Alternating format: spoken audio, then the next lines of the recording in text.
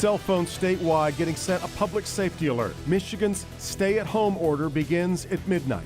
Now is the most crucial time for us to come together to protect ourselves and our families. As critical medical supplies run short across America, President Trump making a promise. As FEMA is distributing 8 million N95 respirator masks and 13.3 million surgical masks across the country right now. Good to have you with us tonight for Local 4 News at 11. That emergency alert being sent to our cell phones just after the dinner hour, reminding everyone that things are going to be changing at midnight tonight. Governor Whitmer order goes into effect in the next hour and is set to last at least 3 weeks. The order is wide-ranging, calling on businesses deemed non-essential to close. People will still be able to leave their homes for things like going to the grocery store, going to the pharmacy, doctor's offices, and certainly hospitals.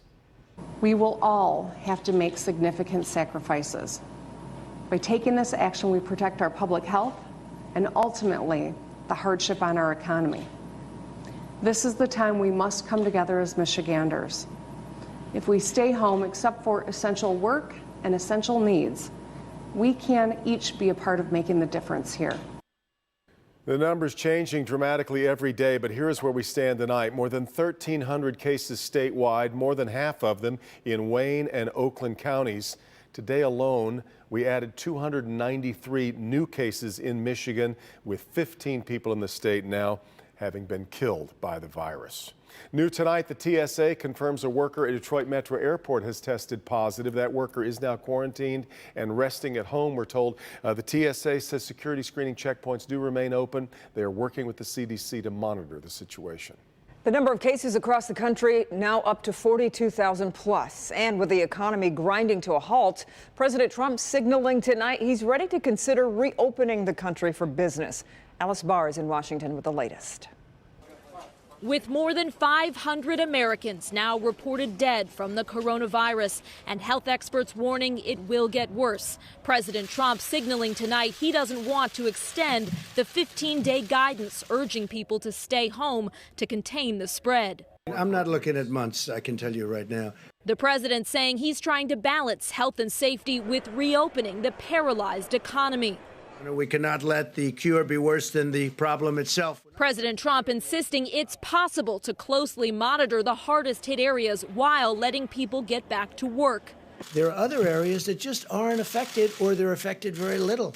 And why would we close down 100% of the country? Some states have been slow to institute stay-home orders, and today President Trump's own Surgeon General warned the virus has been silently spreading to every corner of the country.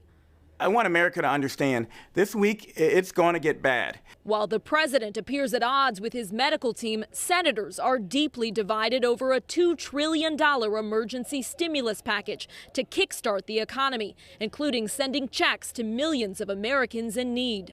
This is disgraceful. We do not have time. Democrats say the Republican-backed bill focuses too much on corporate bailouts, not enough on workers.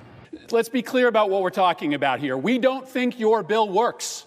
As the two parties battle over details, Americans increasingly worried about their health, both physical and financial.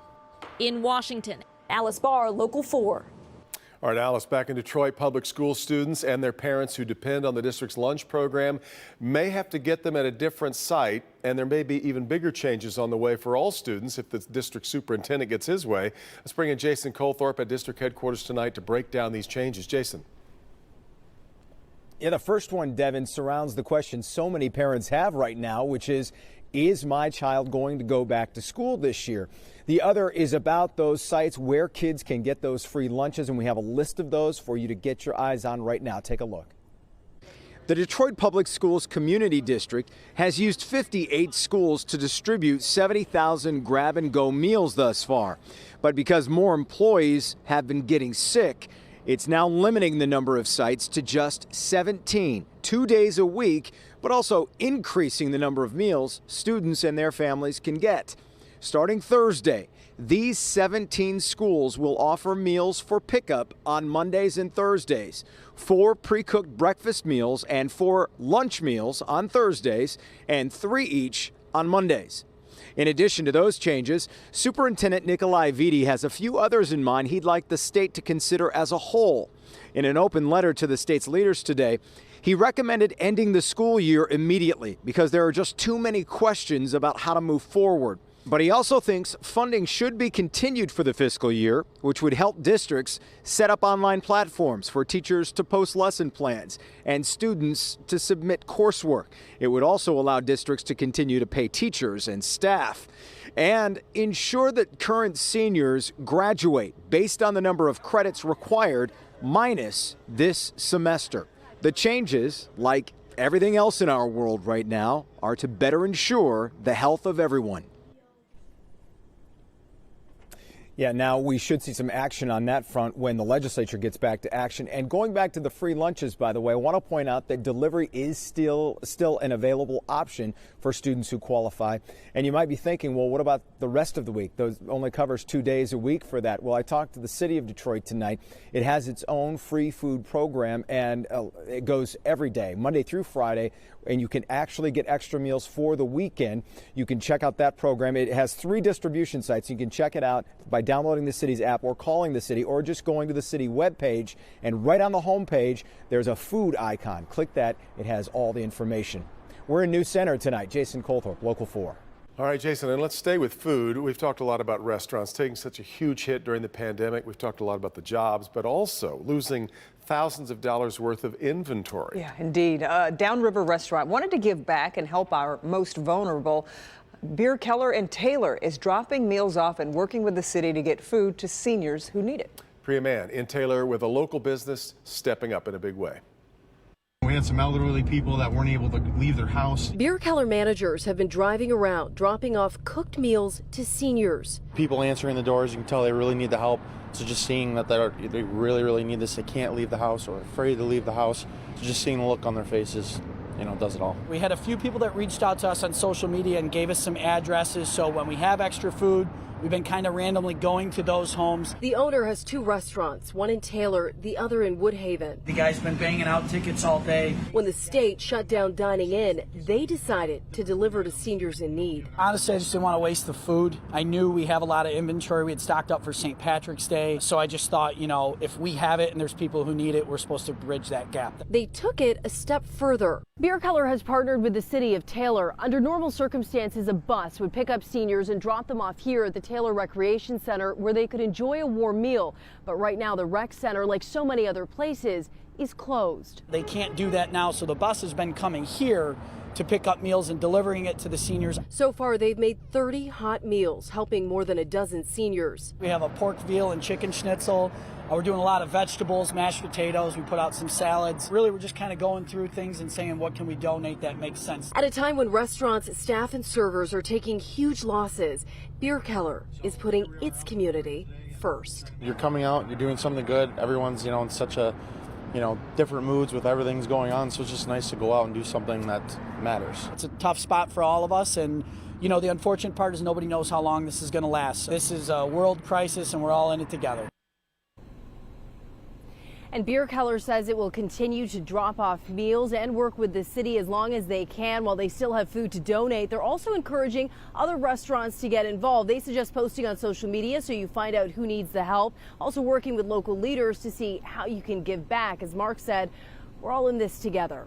Reporting live, I'm Priya Mann, Local 4. Indeed. Okay, Priya, thanks. While there's only so much we can do about limited assets during the coronavirus spread, Mayor Duggan says there is one important asset to focus on. We do potentially have an enormous asset in fighting the coronavirus, and that's you. The people of this community are going to be the key, and here's why. The average person who's infected infects 2 to 3 other people. That's the way that this is spreading. If everybody in this state stayed 6 feet away from each other for the next 14 days, the crisis would be over. With 15 deaths in Michigan so far, he says staying out of the public and away from others is the best thing you can do to help put an end to this crisis. Fiat Chrysler Automobiles making more than 1 million face masks, all for donation. The company working with national, regional, and city authorities to determine where those masks are most needed. This will include police, EMTs, firefighters, and of course healthcare workers. They're also ramping up the production of ventilators to help prepare hospitals for more patients. And one more note on this, we mentioned the essential work only order now in place for Michigan. Same thing for Ontario. That goes into effect in the province tomorrow. Yep.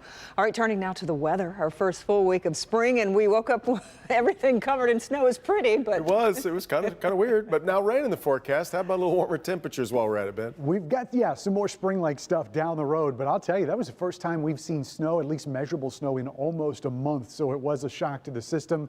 But that 44 took care of most of it today. Some spots didn't make it out of the 30s there in the west and north zone, but we'll change that for the rest of the week. Wasn't much snow out there to melt. Some spots, though, did pick up more than 2 inches. Flint, Howell, and Ann Arbor, some of those higher totals.